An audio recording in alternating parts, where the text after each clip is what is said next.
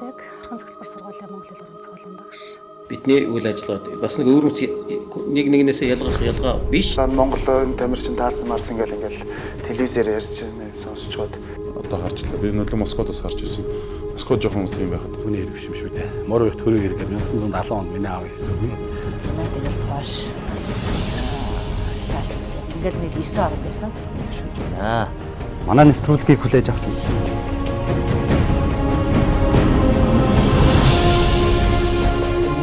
социалист системийн орнууд зүгээр аяад онд юм аваад гэж яхад тэр цагаан цэглэлтийг хүлээж аваасаа гэдэг. Эсвэл энэ зүгээр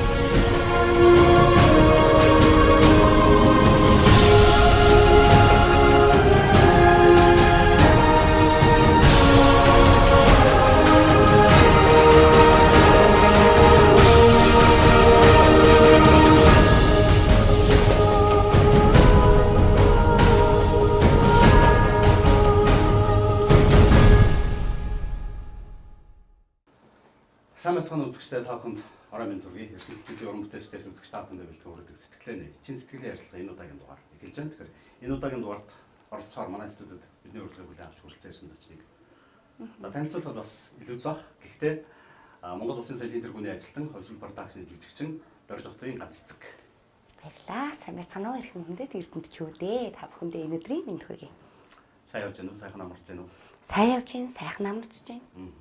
Манай Эрдэнэтэд өмнө олон ирж ирсэн үү? Олон ирж ирсэн. Ямар санагддаг вэ? Эрдэнэ сайхаад маш цэвэрхэн. Яг энэ чигээрээ байгаад бүр их баяртай байгаа.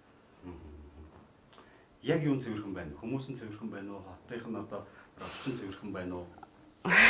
Яг ингэж хэлж байгаа зү. Мэдээж орчин цэвэрхэн байгаа. Бас хүмүүс нь их соёлтой, их юм тайван, амгалан, их тийм сайхан мэдрэмж байдаг юм аа. Бол олон дахин ирэх дуртай гэсэн үг байна тийм. Дуртай. Гэтэ ажлын шаардлагаар л ирдэг. Зүгээр амарч ирдэггүй. Ер нь бол амарч бас харь улс руу гэхээс илүү ер нь өөрсдийнхөө нутгийн өөрсдийнхөө эх орны өнцөг булгамурт очиж үзэх маш чухал юм байлээ. Ялангуяа Эрдэнэт хоттой би бас амарч ирэх юмсан гэж их боддог. Уран бүтээлчдийг соёлын үрийг тархицад гэж ярьдаг шүү дээ. Та бол мэдээж яриг өөрийнхөө бүтээлээр өөрийнхөө бүтээсэн дөрүүдээр олон соёлын үрийг тарьж байгаа баг. Гэхдээ ер нь мод тарьдаг уу? Би амьдралтаа мод тарьж үзээгүй. Миний аав харин бүх аймагуудад мод тарьсан. Монголын анхны оюун инженер, Оросд мастер хамгаалсан их мундаг хүн байсан. Би тийм учраас харин мод тарьдаг гэсэн. Тэгэхээр мэдээж аавтан зориулаад гэдэг юм уу? Хотынхаа иргэдэд зориулаад гэдэг юм уу? Сайхан ногоон дурыг байгуулахыг хүсдэг баг тийм. Хүсдэг энэ миний мөрөөдөл гэхдээ хотод биш. Баянгар аймгийн Баянбол гэсэн хүнд. Миний аавын төрсөн нутаг. Тэгээд амьдралын их мартагдашгүй хүнд хэцүү бас мартагдашгүй сайхан дурсамжууд байдаг тийм үү. Миний хамгийн хүнд дурсамж бол аавыгаа өнгөрөхөд дарханд аваарт ороод аав маань өвд болсон л доо. Тэгэхэд би соёлын их сургуулийг яг төгсгөө диплом жүжиг хамгаалж ирсэн учраас амжиж уулзчаад энд маш их харамсдаг. Айлын 5 хүүхдийн хамгийн хайртай хэрэглүүлсэн охин дундх нь. Тэгээ миний мөрөдөл байдаг юм аа. Тэгээ одоо болтол авахаа нутагт очиж үзээгүй байгаа. Баянгар аймгийн төвд нь очиж үзсэн, яг сумд нь очиж үзээгүй. Гэхдээ миний аав өөрөө бүх аймагт мод тарьсан. Байгаль орчны яамны нэгдсэн дараагаар бас олон жил ажиллаж ирсэн. Хөдөөж хүрэх сургуулийн инженерийн анги маш олон сурагч бичсэн. Тэгээд ийм хожуу мэдсэнлээ энэ бүгдийг хөөхд тахта анзаардаг байж тээ. Манай юу гэдэг юм бол өглөө гараад орой ирдэг ч юм уу эсвэл олонгоор өдөө явдаг. Би зүгээр л Баянболог сумын хөөхдөд Баянболог сумын иргэдэд хизээч сумаа нутаг орноо тий орхиж сайн сайхан амар хэлбэр амьдралыг нийслэл рүү ирэхээр биш яг Баянбологтой ингээд гоё чин сэтгэлээс үлдсэн залуучууд байгаасаа гэж үдээд залуучуудад хойч үдэн зэрэлж өгөхийг хүсдэг. Энэ миний мөрөөдөл хэлбэр ихсэн хэлж байна. 5 хүүхэдтэй айлын яг дундх нь аавын хамгийн энхри охин ганц цэгт аав нь захиа бичиж үлдээсэн байдаг шүү дээ. Та яд үнцээ. Миний ярьсан юм. Эсвэл жоохон сэтгэл дөрөнд хөдөлсөн үед явна шүү дээ. Тэндээс юу ойлгодог вэ? Гэгээ мусаа наадам гэж байдаг те дараагийн театрт. Тэгээд ганц хүний жүжиг Монголд анх удаа зохион байгуулад олон улсын фестивал болгоод маш олон гадаадаас уран бүтээлч нэрсэн.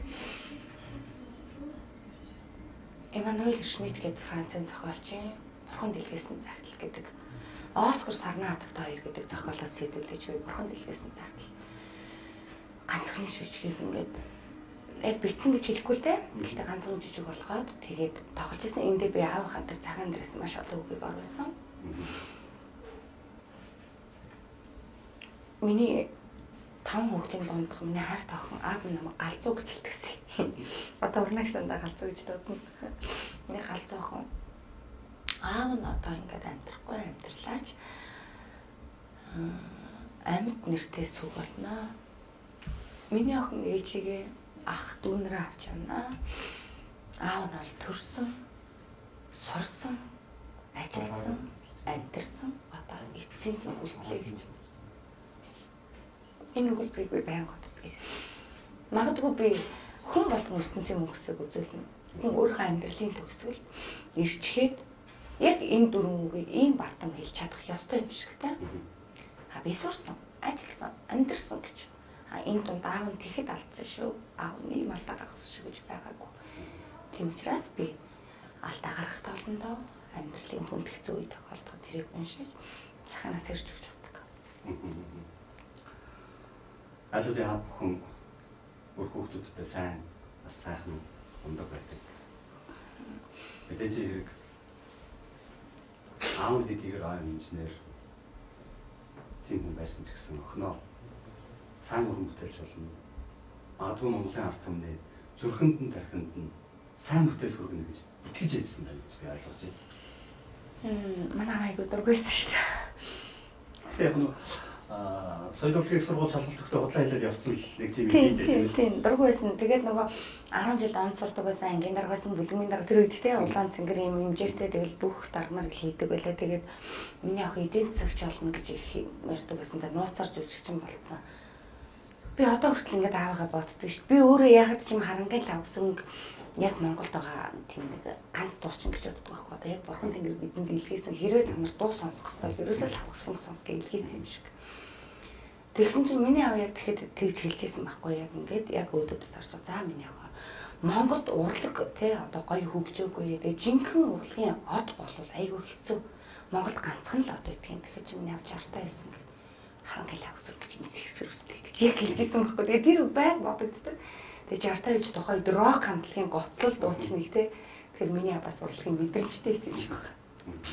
Тэгээд яг хөө тэгээд дургүй байсан дараа нь тэгээд 4 жил сурсан тэр хооронд надтай нэг тийм мэрэгжлийн талаар бол ярьдаг байсан чи ийм уран бүтээлч болоорой гэж хэлдэг байсан чи дурлалын нулимс гэдэг оюутан багтаа тоглосон анхны минь уран бүтээлэг юм тэрэн дээр нөгөө гол дүрэн байдтай ингээд өөдөд сарчирж байгаа удаах нар ингээд уруулаа нийлүүдээ салдаг байхгүй дахиж би ганцхан тоглосон нэг ч юм үзэхгүй шүү эцэг гэх нь үр хүүхдийнхаа үнсэлцгийг харна гэдэг энэ бол ерөөсө болохгүй юм гэл манай нөгөө хуульчны социализм юм тэгжээсэн.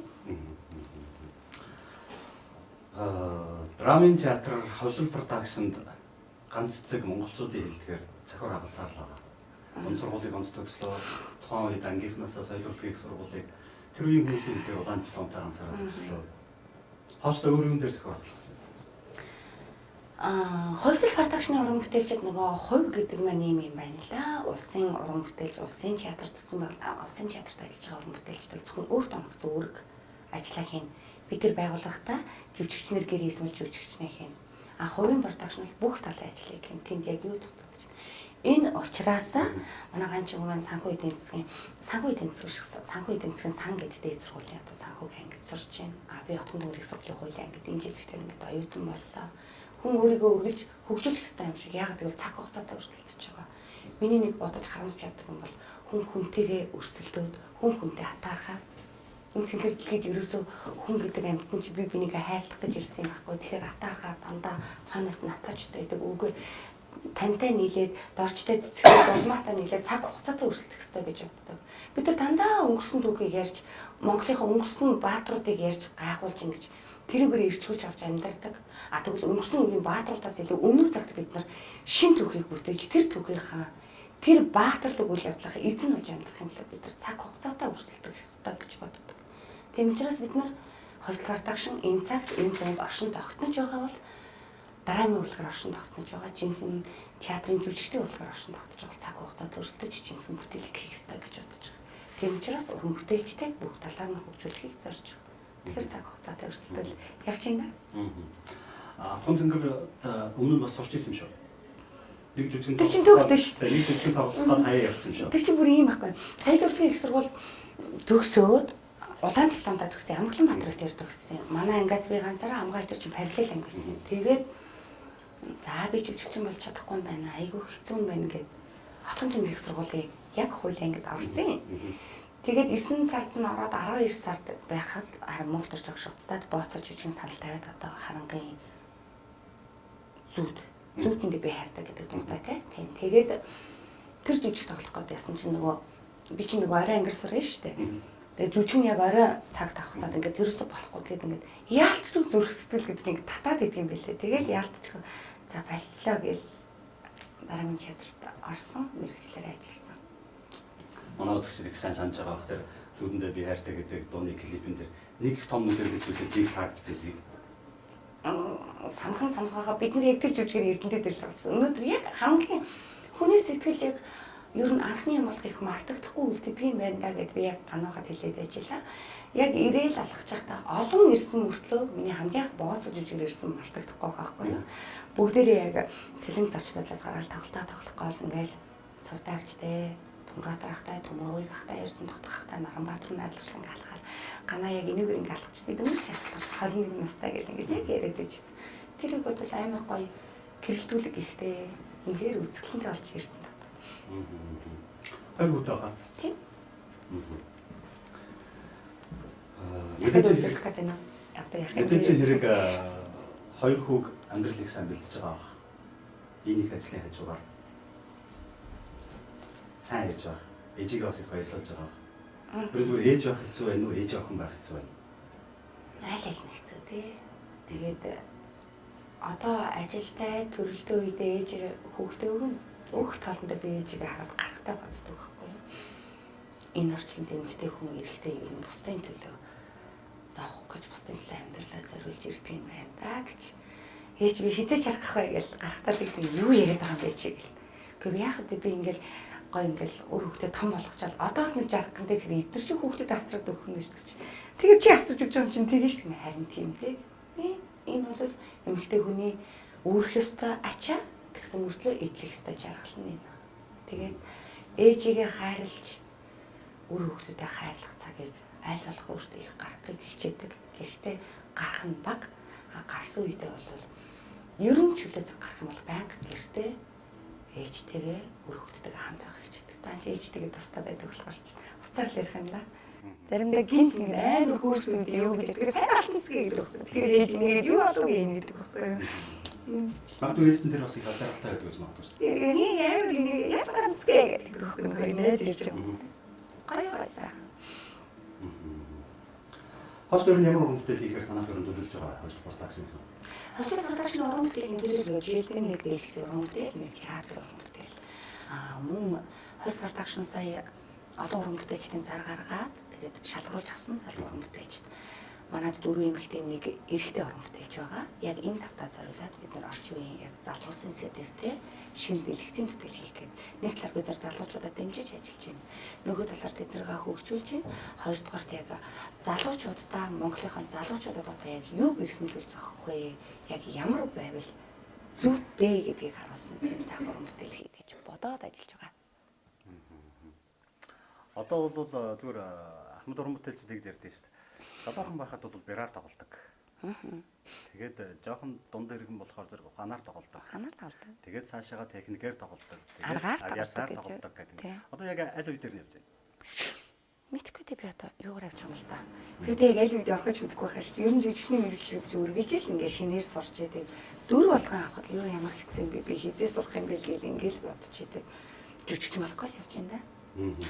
Амьдрал өөрөө уран бүтээл байдаг учраас жүжигчин хүмүүс бол амьдралын шинж тухайн суралцж байгааг ойлгож байна. Болно. Яг л бид нар авч байгаа дүр болгоноос өөрсдийнхөө бүтээж байгаа, тоглож байгаа дүр болгоноос үргэлж суралцдаг. Би яг ийм байдалд орвол ийм байж чадахгүй гэж боддог. надад тэр дүртэй адилхан чадах юм байгаа. Чадахгүй юм байгаа.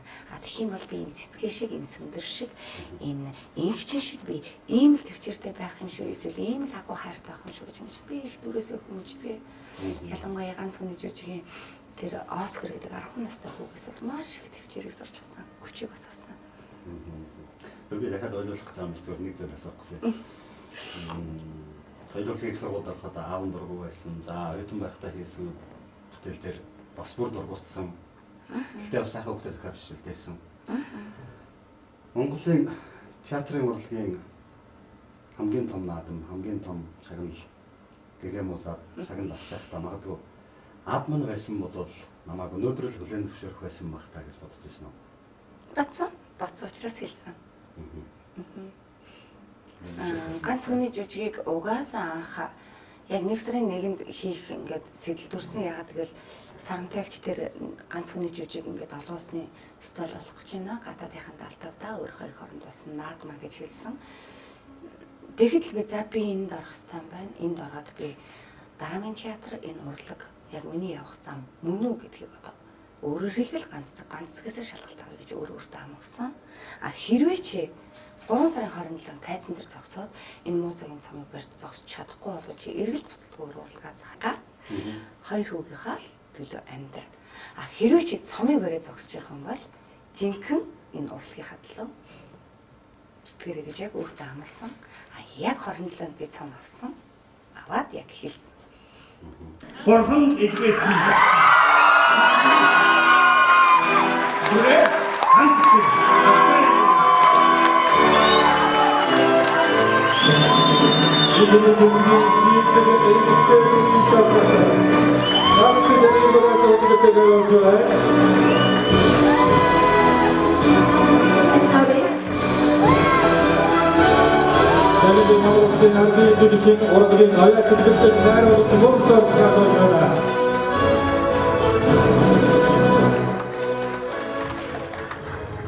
Ямар гоё юм бэ?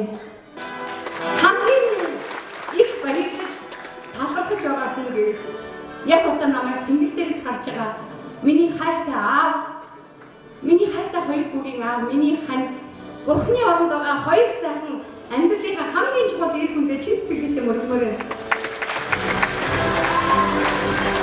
Аавда, ханда. Сайхан. Энэ бол сайн тийм. Аз жаргал. Өшөө мэдээж хэрэг дахиад өөрөөсөө хизээ шалгалт авах уу? Одоо шалгалт авах байх. Одоо дөр бүтээх байх. Андаа бодчихлаа. Жүжигчд үе үеэрээ төрдөг. За ер нь л одоо ганц жүжигчийн гэхгүй зүгээр тамирчид ч ер нь л үе үеэрээ төрдөг. Тэгээд үе үеэс бас нэг цөөхөн хэдэн хүмүүс л үлдэх юм. Одоо ер нь танаад өсөлтөөс бол бас 3-4 хүн байх шиг. За одоо ард түмний мэддэг гэдэг юм уу да? Монголчууд сайн мэддэг. За танаа нөгөө Барлалангийн залуучууд гэдэг юм тийм. За тэгээд тэрнээс дээшгээ болохоор бас нэг цөөхөн хэдэн хүн байх шиг. Бүгдээрээ адилхан 10 хэд 20 хэдүүлээ сурчаад бус нь хайж тийм бэ. Суурагш мэдж байгаа та. Манай суурагш соёлын их сургуулийн декан жүжигчнэнгийн яагаад ингэ жүжигчнэн гэдэг олонгод авдаг? Яагаад жил болгон эсэлт авдаг юм? Тэгэхээр зөв хүүхд жүжигчин болдог гэхэд зүгээрээ би жинхэнэ тэр онгодог урлагийг ойлгодог үзэгч бэлтэж байгаа маа. Энэ үзэгчэд нөгөө үзэгчтэйгээ хүмүүжүүлэх юм. Тэгээд одоо Монголын ард түмэн жинхэнэ соёлтой зөв төлөвшөлтэй хүмүүс болох юм а гэж энэ маш зөв. Харамсалтай нэг төр зэсэг олох байгаа нь дэндүү нэгнэлтэй тий. Сайхан ёс зүйгээд нэвтрүүлэг гарсан тий. Бид нар бүгд хамтдаа үзэж сонирхсан. Маш олон сайхан хүмүүс ёс зүй, ёс суртахууны тухай ярьсан. Бас зарим ямар хүмүүс ярьж байна гэж бодохоор байсан. Харамсалтай юм нь хинж соёл урлагийн тухай яриаггүй. Энэ надад их нэгнэлтэй санагдсан. Яагаад гэвэл монголчууд яагаад залуучууд яагаад ийм харгас болсон бэ? Ахмадууд яагаад хүндлэхгүй болсон юм бэ гэвэл хүүхд залуучуудын театр байхгүй болсноос ихтэй гэж би боддог. Энэ нь яг үнэ. Яг л би өөрөө хүүхдээ хасаа лото домгоо бурамдаг жүжигийг энэ тгийн нүдэн зайлаж жүжигийг хүүхд залуучуудын театрт очиж л үзэж тэндээс л би хүмүүжиж за муусарч болохгүй юм байна. Нэгээ нөгөө нэг алдаа дутагдлаар нь доромжилж болохгүй юм байна. Доогөлж болохгүй юм гэж 4-р ангидаа 8-р ангидаа ингээ ухаарч ирсэн. Яг энэ ухаарлыг хүүхдүүдэд олгох байгууллага нь байхгүй болгоцсон. Соёл урлаг гэдэг чинь өөрөө дэлхийд дахнаад ухаан ард түмний оюун ухааны хөгжлийг нийгмийнх нь толин болж харуулж өгдөг. Тэгээ энэ байгууллага байхгүй болчоор тэгээ яаж яс суртахуунтай юм бэ ард түмэнтэй. Тийм учраас соёл урлаг боловсрал гэдэг салбаруудыг маш өндөрт хамгийн түрүүнд авч үзэх хэрэгтэй. Хүн гэдэс үлсгэлэн байж болно. Энэ бол айгүй чухал. Оюун санаанаараа тарих оюунаараа хизээж гуйлгаж юм байж болохгүй. Тэгээ энийг л ойлгох хэрэгтэй. Гизээ садгахаа бодоод идэг. Өнөөдөр та талахгүй хонж болно. Талхны хоронд дин ном авчиад тэрийг уншаад номоороо цадаад явж байвал та өнөөдөр өшөө цаашаа 100 жил амьдрах хоолой болж байгаа. Тийм учраас гэхдээ миний үг сонсоход хүрдэг ч юм уу, ч юм уу хүрхгүй л ахал та. Гэхдээ миний энэ айгүй хэмцгэлтэй хэрвээ би гэж үргэлж боддог. Тэгээ хүн гизүүлсэглэн байж болно. Та оюуны тарих ухааныхаа гуйлгаж юм болж хизээж болохгүй гэж лээ. Хотод үзэж болно, тарих үзэж болохгүй тийм. Тэр манай үзэгчид энэ нэвтрүүлгийг үзэж байгаа үзэгчид бас Монгол улсын соёлын тэргүүний ажилтны Хөрсөл продакшны жүжигчин Дорж Утгын ганц цэцгийн хэлж байгаа энэ үгийг бас сайн бодох байх, ойлгох байх. Гэхдээ өнөөдрийн нийгэмд дээр дор хаанчгал байгаа хүмүүсийн биелийнх нь энэ тухайн их төдийлөн бодож амжихгүй байх гэж би бодож байна. Амжихгүй байх гэдэг нь хүмүүсийг бодохгүй байх, ойлгохгүй байх гэж байгаа үг шил дээ. Тэгэхээр нийгэм маань нэг жоохон тийм болчихсон. Гэхдээ нийгэм тийм бай, нийгэм юм байна гэж нийгэмд буруу албагүй. Яагаад гэвэл таач бич нийгмийн нэг гэдээс шүү дээ. Хүжийн гал өгүүлгийг л бот бүгдээрээ те. Ерөөсөө л хүжийн гал. Хүн болгон хүжин. Би яг тэр хүүхэд байхдаа бүр гэртээ бүр тийм хүжийн галаар ном уншиж үзье гэж бодож би яг хийжсэн тэрийг хүж асаагаал тэгээд хүн тэгж их дарамтанд ор тэгж их хатуу гаранд ор ном унших гэж эрдэм сурах гэж мэрэж хахад одоо бүх юм бэлэн байхад залхуураад ээжээсээ ааваасаа сургуулиасаа цогтоод дэмэд хэмж байгаа. Энэ бол ерөөсөө тэр хүүхдийн өөрөөр хэлбэл нийгмийн тогтолцооны гажуудаа юм да тий. Тэгэхээр хүчин гал өгүүлгийг би яг хүүдээ бас яг 3 дугаар ангиас нэхлээд ном уншуулъя гэдэг ингэсэн тэгээ уншсан тэгээд ээжээ уншиж болдгийм байх гэд бүр яг ингээ гараад ингэж ирээд ингэсэн. Тэгээ ер нь ном их хүнийг их хүмүүжүүлдэг шүү дээ. Тэгээд номыг их унших хэрэгтэй. Энийг угаасаа хүн өөрөөсөө л болж байгаа. Зарим нь нэг нь яах вэ дээ нийгмээс одоо гинт нөгөө хоёр нийгэм солигдсон. Миний бодлоор хоёр нийгэм солигдоод ихэнх хүн урууцсан шүү дээ. Социализмд бүх юм цалингаа аваад болдог гэсэн чи гинт огцсон юм эдийн засгийн нийгэм ороод ирэхээр зах зээлийн нийгэм ороод хүн сандарсан. Тэгээд үнэхээр нийгмийн солигдолд ороод ингэсэн хүмүүс байгаа. Үнэхээр өөрийнхөө залхуугаасаа өөрийнхөө арчаагүйгээсээ болоод ингээд явж байгаа хүмүүс бас байгаа. Бүх юмыг бас ингээд төр зөрүү нийгэм рүү буруу гэж болохгүй. Би бас боддгийн ардчлал гэдгийг өөртөө ойлгоогүй учраас, мэдрээгүй учраас ингээд буруу явцсан те. Миний нэг ганц боддог. Тэнийг хүн гэж ямар хүнийг хэлэх вэ гэд соёл урлагийн сургуулийн 3 дугаар курс тахт нэг сайн надаас ярилцдаг. Би яг тэгэхэд дотроо бодсон. Нэрээ тэнийг хүн гэж хэнийг хэлэх юм бол тэгэл миний яг бодсон юм. Ерөөсөө л эрхчлөөг хязгааргүй гэж бодсон хүн л хамгийн тэнийг хүн баг гэж хэлсэн. Одоо болтол тэр үг би 19 наснда ямар сэрхий үг хэлж байгааг боддог байхгүй. Яг л тэр л үнэ. Ардчлалын гол эрхчлөөг хязгааргүй гэж бодоод бүгд ингээл тэгээд одоо бүгдээ юу ч хийж чадах байлцсан. Тэгэл нэг ийм хүмүүс хэлсэн. Угаасаа эрхчлөө гэдэг хязгааргүй байж болохгүй. Тийм учраас тэгж бодгол юм бол та тэнийг хүн болно гэсэн үг. Жүжигчид, уран бүтээлчид ер нь за тайзны болоод дэлгэцийн бүтээлд өөрийгөө ер нь зориулж солиослох тохиолдол олон байдаг шүү дээ. Яг өвсөө хасагч гэдэг юм одоо ямар нэг зөв би нэг хэмцэглэхгүй байх гэж бодож байна. Нүдэн дээр ч ер нь асуудал гарч ирсэн. Ямар ганц цэцгээ чи ямар том нүдтэй юм бэ? Энд гарч ирсэн. Нүдээс одлон дөрөс гасдаг ш. Ялангуяа дэлгэцэн өрөмтөлөөс одоо нас өндөр болж тээ. Тэгээд нүдний гал буурсан, бас ээж болсон, их зөөлрсөн. Тийм учраас дэлгэцэн бүтээл бас зөөлөн тийм дүр тех тогтоож байгаа. Ярин шүү. Жинжима дээр ялангуяа нүдээ зөөл гэж бүтэн сар ингэж битгий гэж огцом ингэж хараад ягайл тэгэл ингээл алгаар ингэж харж март тасгал гэж хэлсэн. Нэг хэмцэглэхгүй байх гэж бодож асуусан шүү. Үгүй хэмцэглэхгүй угаасаа бид нар чинь олон юмнаас олж хасагдсан шүү дээ. Тэ. Заримдаа түүхэн дөрөөс хасагдчихсан нүднээс олж хасан. Шүлэг бичдэг үү? Бичдэг л баг. Би яагаад тэгж хэлж байгаа вэ? 1942 оноос хойш өнөөдрийг хүртэл Монголын утга зохиолын салбар 43 хүн дөрвөн шагнал гэдгийг хүртсэн байдаг. Тэрний хоёр нь Баян хонгор нутгаас төрсэн. Монгол улсын төрийн сэгэлэлд яруу найрагч чойжилж буй ломсрон хөрөн мөр гэдэг. Хөрөнгө найрал тийм. Хөрөн борхон бүгд аав гэдэг мундаг өгүүлбэр бичижсэн.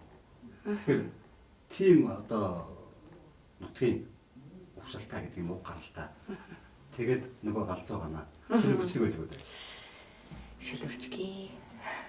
Нөгөө миний дэхлэх сэтгүүлч мэрэгчлээ. Тэгээ отгон гэрх сурал багштай ганчин гэж хүн бэ. Миний абаас шилэгчдэг байсан. Игч маань бол гайгүй шилэгч. Би бол зүгээр тарих оюунд бодогдсон юм аа ингээд сэрүүлээд бичгээр нэг юм юу шиг болчихдаг. Сургаал шиг юм шиг. Нэг тэтэм үг шиг юм шиг тийм болчихдаг юм. Тэрээс яг шүлэг гэж хэлэхгүй. Зүгээр анх 6 дугаар ангидаа бичсэн нэг шүлгээ хизээч мартдаггүй. Тэр нь юусэн гэхээр аав ээжийн ариун сургаал, ах эгчийн алтан үгс, энэл бүхэн надад эрхэм нэгэн эрдэн, эмээ өвөгийн загсан цахиас ачид агшийн заасан ном, энэл бүхэн наддаа эрхэм нэгэн сургаал илээ гэж. Аргасаа баш хийцгээсэн. Мэдгүй нэг юм шиг манай ихч дуу ай хийсэн штэ гэдэг гитар дээр дуулаад тийм байсан. Манай үзэгчид бас санаж байгаа ганц цэцгийн их чинь ганц юм гэж Монголын үндэсний олон нийтийн телевизийн үчиг хэмнэлтүүдэд Мишель Тэл сэтгүүлийг хөтөлдөг байсан. Бас нэг Монголын нэг мундаг сэтгүүлч юм гэдэг байдаг. Гэрэл дээр уран бүтээлчд гэж хэлж бас болох юм тий. Гэрлээ чи айлын 5 хүүхдийн хоёр юм да. Манай ээж багтаа нөгөө юу яасан гэсэн. Анх нөгөө телевиз бааруулаад нөгөө дийлхнээс сургууль орсон явуулах гэж шалгалт өгөх сургуульд дандаа нөгөө энэ чиглэлээр дээр бүжиглдэг гоё дуулдаг те. Хөдөлгдөг байсан юм байна те. Тэгээ шалгалт өгөх тэмцээд явах гэсэн чинь тэр яг нөгөө адилхан нэртэй арай дээд албан тушаал хэрэгтэй хүний хүүхдийг явуулсан байлээ. Тэр нэг хоёр курсээс хүүхдүүд ирсэн чинь одоо тухайн асал арай алдуулдаг дээд нь авчигдсан. Тэрнээс би бас урлагийн хүн байх байсан шүү дээ. Ярьдаг одоо нөгөө би багш нараа гэж байна. Ээж бүр хангах. Ховын чигчтэй энэ тэгэхээр зэрэг халахын анхны хатан баатрын үлгийн нутгийн л. Тийм. Болгоны хангах. Отгоо бийж хангах. Том отгоо одоо өнөөдрөөс нэг 5-6 хоногоор юм. Ачин. За тэгэхээр бактерийн бас ярьж цаасан өндөрч байна. Тэгэхээр бидний бэлдэж байгаа нэвтрүүлгийг үзэж байгаа эрдэнтийн үзэгчид, эрдэнтчүүдэд, эрдэнэт телевизийн үзэгчдэд надаас сайхан үг хэлээ. Ягаад гэхээр уран бүтээлчид бол нийгмийн хөгжлийн түвшээр байдаг. Уран бүтээлчдийг харж нийгмийг бүтээж байгаа, нийгмийг бүтээлцэж байгаа залуучууд үзэгчид хүндэлдэг биширдэг дахин дуу байдаг. Тийм зүйл байдаг учраас манай үзэгчдэд бас санаа сайхан үг хэлж. Би сайхан үг гэж бодохгүй байна. Зүгээр энэ үгийг өөрөө байх хэрэгтэй дуртай. Яг одоо та амьсгалж байгаа бол хажууд нь харж байгаа бол хамгийн хайртай хүмүүсээ хайрлаж чадж байгаа бол энэ л танд байхсан хамгийн том зүйл. Хизээч юм ч биш юм. Өнөөдөр та энэ дэлхийд байгаа тэр олон тэр хүмүүстэй хамт нэг гараар амьсгалаад амьд байгаад баярал. Тийм учраас амьд байгаа хорон бүхний амьд ч хайр. Муу битгий сэтгдэг. Энэ аюул юм билээ хүн хажуу найрлах юм билээ. Амьд байгаадаа хамгийн чухал өөр нэгэн хайртай хүмүүстэй өрөөж хайр билж байна. Чухал сайхан үг байлаа. Баярлалаа. Тэгэхээр бидний урилгын бүлээн авч хүрэлцсэн танд их баярлалаа. Монголын нэгэн сайхан алчиг сайхан сэтгэлтэй ээж явах хүн ган шиг хатуу төвчээртэй үнд сугсаатай ургамал шиг сайхан дэлгэр цэцгэлсэн Монголын нэгэн шилдэг уран бүтээлч. Монгол орны хөгжилд өөрийнхөө хүч, оюун ухааныг бүрэн дүрэнд ажиллан эх орныхоо хөгжилд хөв нэмрээ оруулсан итгэлтэй сайхан эрдэмтэн аавын хайртай ганц итгэл найдвараа үлдээж загтлаа бичиж үлдээсэн аавын өрөөлцөл болсон охин. Магадгүй тайз дэлгэцийн урлагт бүх амьдралаа тайз дэлгэцийн хатуу хуулиар зориулж чадсан. Өөрийнх нь амьдралд байсан хамгийн үнэтэй хамгийн чухал хоёрыг тайзан дээрээс үрд үдчихэд чадчихсан тийм л төвчээртэй бас тийм л их орон бөгөөд ард түмэндээ энэ урлагаар дамжуулан сайн сайхныг харуулах гэж тэгсэн ийм үжигчин ийм авьяаслаг юм гэдэг бас цаашдаа маргааш их ирээдүйд амжилт хүсье. Зүгээр түрүүний хэлдэг үгэн дээр чинь би бас үзэгчтэй нэмээд хэлэхэд амьдралыг амьдарч үзсэн хүн л мэддэг болохоос амьдарч үзэх хүн хүсэж ч ойлгодог. амьдралын энийг хурцлах дунд таныг зорж ирээд туучин өнгөрч байгаа цаг хугацаа бүхэн таны хамгийн хатуу харьцагчдгээр дайран өнгөрдөг юм аа л гэж хэлж байгаа. Их баярлалаа. Дараагийн уран бүтээл өндөр амжилт хүсье. Ард түмэн хүлээж байгаа. Ард түмэн магадгүй дорж утгын үндэстэг гэдэг жүжигчнийг Цэвэнжүү гэдэг жүжигчин шиг үлгэр дунд хооч үеийнхэн дурсан яг болов. За баярлалаа. Танд их сайхан сэтгэлж байна. Тэгээд их сайхан нэвтрүүлэгтэй сайхан эрдэнэчүүдтэй маань сайхан чин сэтгэлийн яриа өрнөлөө ойртуулдаг өмнө сайхан байлаа. Ойлголоо. Сайхан шийдвэрээ бид нар ч бас ойлгохоос зогтсон шүү дээ. За дуусахгүй шүү дээ ойлголоо. За яах юм бэ гээл. Тэгээд гоё яа тэгээд монголчуудаа тийм ээ их орныхоо төлөө бид нар өргөж ирэнгүй байх хэвээр их орондоо хараатай байх хэвээр. Тэгээд та бүхэнд амлие хоёр сайхан үг би монгол хэлээр маш сайн сонсох юм. Баярлалаа. За баярлалаа. Бидний хэлсэн нэвтрүүлгийг хүлээн авч үзсэн үзэгчид та бүхэнд их баярлалаа. Тэгээд цаг хугацаа гэдэг хурдан байна. Нэвтрүүлгийн цаг өндөрлж байна. Зүгээр цаг хугацаа хурдан байгаад л харамсаад байгаа болохоос биш. Нэвтрүүлэг өндөрлөөд дуусаад ингээд өнөөдөр амьдрал дуусч байгаа гэж ойлгохгүй байгаа. Зүгээр нэвтрүүлэг хүлээж авч үзсэн үзэгч та бүхэнд их баярлалаа. Олон зүйлийг ярих боломж байсан. Дахиад цаг хугацаанд л харамсаж байна. Тэгээд дараагийн дугаар хүртэл баяртай үзэгчтэй. Баяртай. Баярлалаа. Авдан гадаан навчи сунаж он жил биднийг унсан навчиг орхиж гайгүйдээ би аавынхаа жаргаа жамжин гэж өөргөн гурна ганцхан зүрхний тэн зохилт намайг зэмлэн лувшиж газар дээр аав минь хүртэл мөнх усыг сануулдаг хазайлгаж болохгүй тэтэм шиг нэрээр чинь би овголсон халуун зүрхний уйрал хайр гунгийн чинь хүртэл өвлсөн өргөстэй орчлонд бүдчээд уйлд суухын цагтаа хүн өлгийг минь сийлсэн аавтай болохоор амьд явж чаддаг